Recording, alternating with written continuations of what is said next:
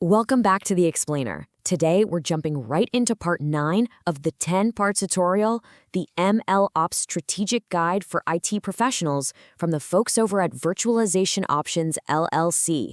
If you're an IT pro or in management, you already know the basics of machine learning. But today, we're skipping the 101 stuff and getting straight to the strategy. How do you actually scale these systems in production without losing your mind? Let's get into it. To kick things off, I want you to think about this number, 87%. That is a massive, honestly terrifying statistic for any IT leader. Why? Because 87% is the failure rate of machine learning models that never actually see the light of day in production. According to the research from Virtualization Options LLC, who, by the way, are a Colorado-based tech research, education, and advisory group, these models fail because they're built without the right operational scaffolding. It's an industry-wide deployment crisis, and it's exactly what we're going to tackle today. Here's how we're going to get you out of that 87% failure bracket. First, we'll look at the deployment crisis itself. Then, we'll talk about bridging ML with your operations, automating the lifecycle, picking the right infrastructure, structuring your team, and finally, mapping out a strategic roadmap. Okay, Section 1, the ML deployment crisis and why these models are failing. The crux of the issue is pretty straightforward. Manual workflows just do not scale. You've got brilliant data scientists building incredible models on their local laptops, right? But the second they hand them off to IT operations, it turns into a chaotic, messy, highly manual bottleneck. That operational and cultural gap is exactly why MLOps isn't just some fancy buzzword anymore. It's a critical necessity for your enterprise. Moving right along to Section 2, let's talk about bridging ML and operations. So how do we actually bridge the gap between experimental data science and your rock-solid IT operations? Well, your team is probably already using DevOps to manage application code, which is great, but MLOps is a whole different ballgame. In DevOps, you're primarily managing code. In MLOps, you are juggling 3 first-class artifacts: the code, the data, and the model itself. You have to version and track all 3. Because think about it, if your data shifts but your code stays exactly the same, your model's behavior is going to change. You absolutely have to keep a tight grip on the whole shebang. To manage those artifacts without losing your mind, your organization needs to climb the MLOps maturity ladder. Level 0 is ground zero, completely manual, notebook-driven workflows, no automation whatsoever.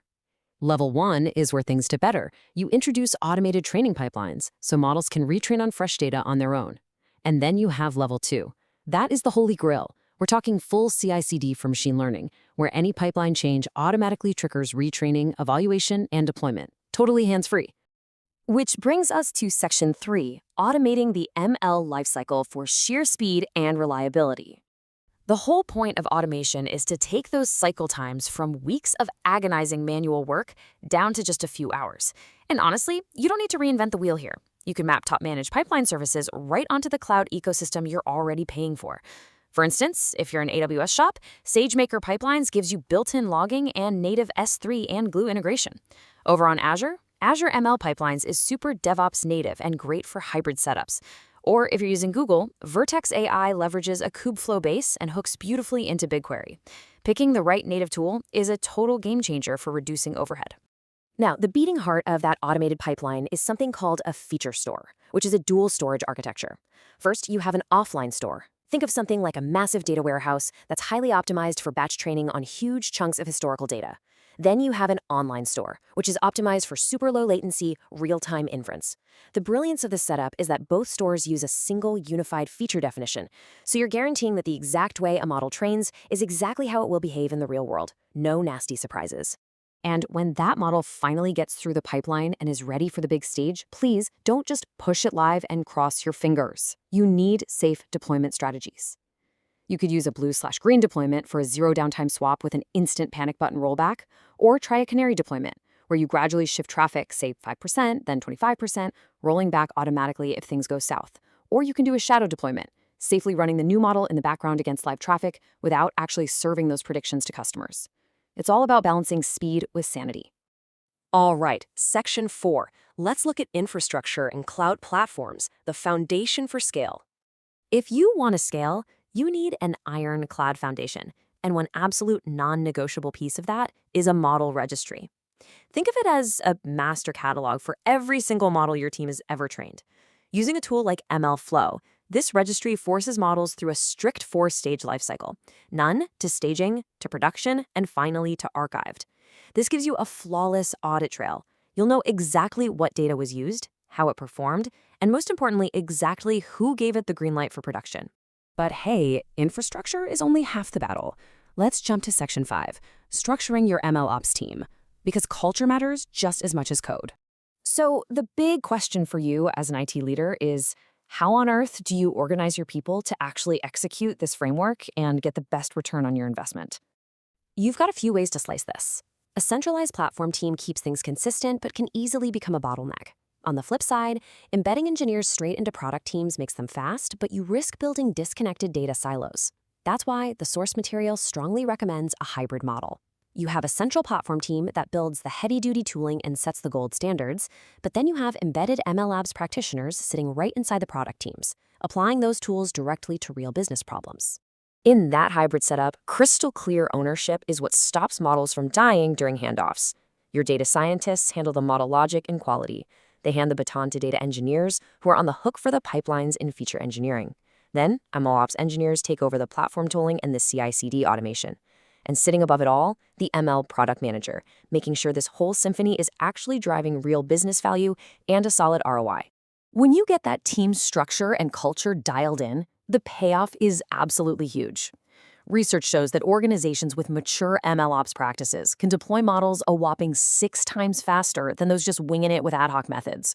Plus, it slashes model failure rates by up to 60%. That's not just a nice to have, that is a massive competitive advantage.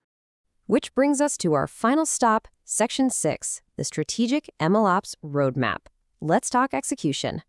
This is how you take everything we've talked about today and turn it into reality. It's a clean 4-step execution plan. Step 1, platform selection. Figure out if you're building with open source tools or buying a managed cloud platform. Step 2, don't boil the ocean. Pick one high-value pilot use case and run it end-to-end to validate your choices. Step 3, take the wins from that pilot, standardize them into templates, and start scaling across teams. Finally, Step 4, obsessively measure KPIs, like how often you're deploying and how fast you catch errors, and use that data to continuously iterate and improve. And what's the end goal here? Well, the source material sums it up perfectly. The target state every organization should be designing toward is fully automated, self-healing ML systems, where drift triggers retraining. Imagine a world where a drop in accuracy automatically kicks off retraining, evaluation, and deployment. You're reserving expensive human brainpower for high-stakes strategic calls, not for putting out daily operational fires.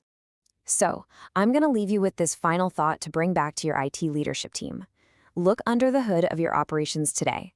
Are your machine learning systems purposefully designed to continuously learn and self-heal?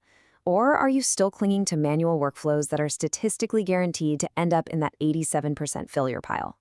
The strategic choices you make right now are going to decide exactly which group you belong to.